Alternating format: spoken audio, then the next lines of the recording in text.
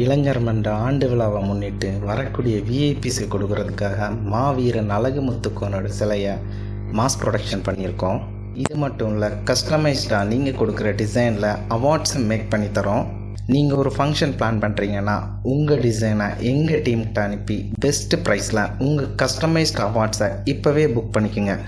எரியிற நெருப்ப கேட்டு பாரு, கொதிக்கிற கோபம் கொண்டாளு, பல நூறு சரித்திரம் ஒரு பேர்